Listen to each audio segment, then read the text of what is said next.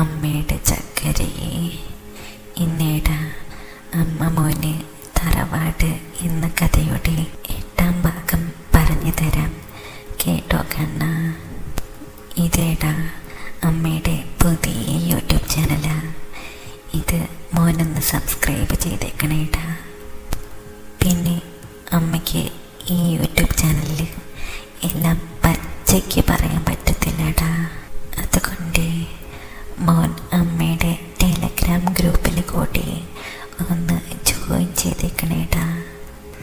അതിൻ്റെ ലിങ്ക് അമ്മ കമൻറ്റ് ബോക്സിൽ കൊടുത്തിട്ടുണ്ട്.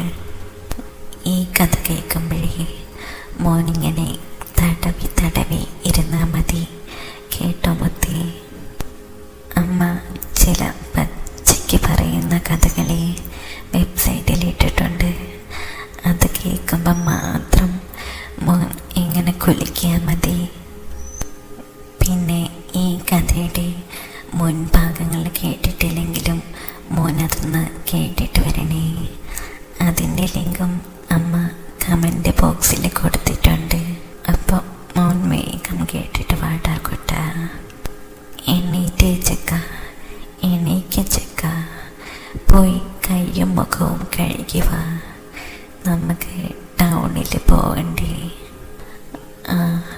ഇപ്പം വരാം അമ്മേ. അടുക്കളയിൽ വായോ കണ്ണ, അമ്മ ചായ ഉണ്ടാക്കി വെക്കാം. ദാ വന്നമ്മേ. അങ്ങനെ ഞാൻ അടുക്കളയിലെത്തിയപ്പോൾ അമ്മ സ്ലാബിൽ കയറി ഇരുന്ന് ചായ കുടിക്കുന്നു. ഇന്നാ കണ്ണ പാല്.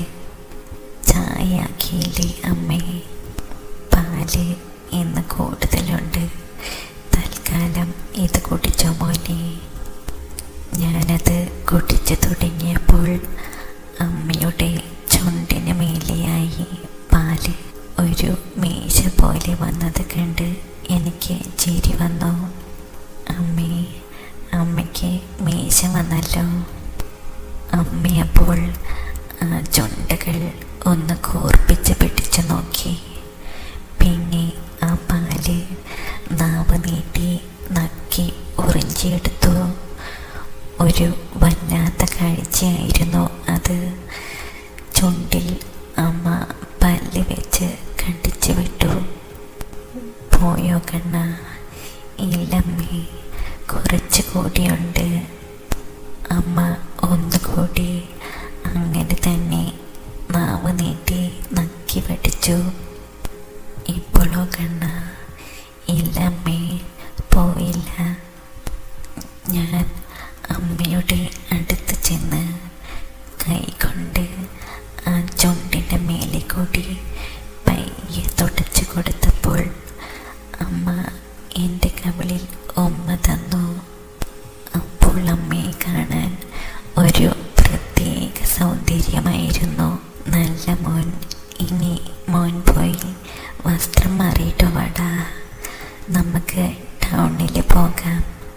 കുറച്ച് പലചരക്ക് സാധനങ്ങൾ വാങ്ങാനുണ്ട്. അപ്പോൾ എങ്ങനെയമ്മേ പോകുന്നേ? ബസ്സിൽ പോവാടാ. തിരിച്ചു വരുമ്പോൾ ഓട്ടോയിൽ വരാം.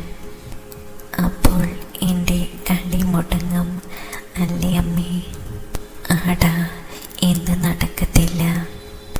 ഇന്ന് കുളിച്ചിട്ട് പോകാം അല്ലേ അമ്മേ?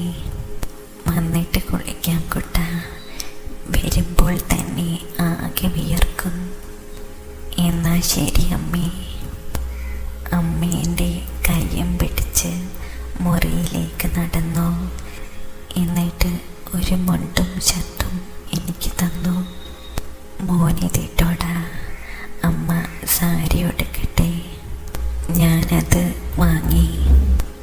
മോനെ, ഈ ബ്ലൗസ് ഒന്ന് അഴിച്ചു തന്നേടാ. ഞാൻ ചെന്ന് അമ്മയുടെ ബ്ലൗസ് പിന്നിൽ നിന്നും ഊരിക്കൊടുത്തു. അപ്പോൾ ഞാൻ അമ്മയുടെ പുറം മുഴുവൻ കണ്ടു. ഇപ്പോൾ അമ്മയുടെ പുറത്ത് ആ കച്ചയുടെ കെട്ട് മാത്രം. അമ്മയുടെ മുത്തേ, ആ കെട്ട് കൂടി അങ്ങ് അഴിച്ചോടാ. എനിക്കത് അഴിച്ച് പരിചയമില്ലാത്തത് കൊണ്ട് കൈകൊണ്ട് ഊരാൻ പറ്റിയില്ല. എടാ കടിച്ചു വലിക്കുമോനെ. ഞാൻ പല്ല് ചേർത്ത് അത് കടിച്ചു വലിച്ചു. ആ സമയം എൻ്റെ ചുണ്ട് അമ്മയുടെ പുറത്ത് കൊണ്ടിരുന്നു. ഇന്നും കൂടി ഉള്ളൂ ഈ കച്ച.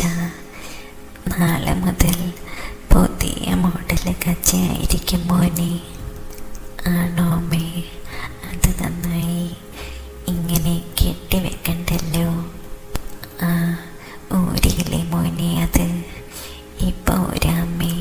കച്ചയുടെ കെട്ടിൽ പുറത്തെ കൊഴുപ്പ് കുറച്ച് തെറിച്ചു നിന്നിരുന്നു.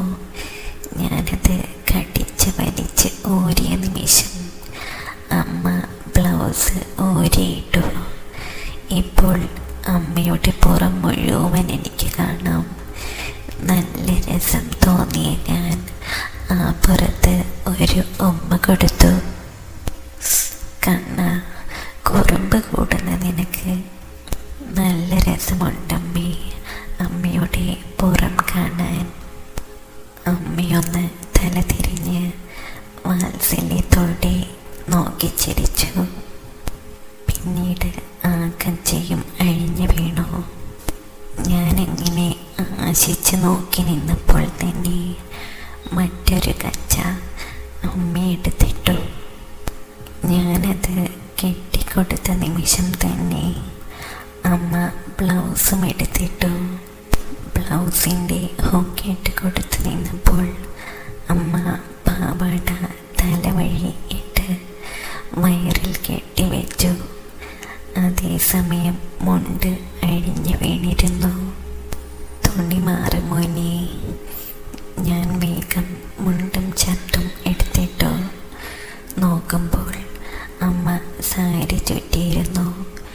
പിന്നെ എനിക്ക് മുന്നിൽ തിരിഞ്ഞു നിന്ന് സാരി ഞൊറി കൊത്തിക്കൊണ്ടിരുന്നു.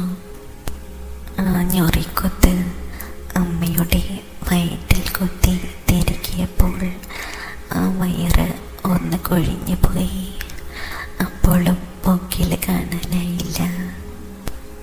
അമ്മ ബ്ലൗസിൽ തിങ്ങി നിറഞ്ഞു നിന്നു. നല്ല ഭംഗിയായിരുന്നു അങ്ങനെ കാണാൻ. പിന്നെ അമ്മ സാരി ശരിക്കൊടുത്ത് ഞങ്ങൾ രണ്ടാളും ടൗണിലേക്ക് ബസ് കയറാൻ നടന്നു. ബസ്സിൽ നല്ല തിരക്കുണ്ടായിരുന്നു. പക്ഷേ ഒരു സ്റ്റോപ്പ് എത്തിയപ്പോൾ അമ്മയ്ക്ക് സീറ്റ് കിട്ടി.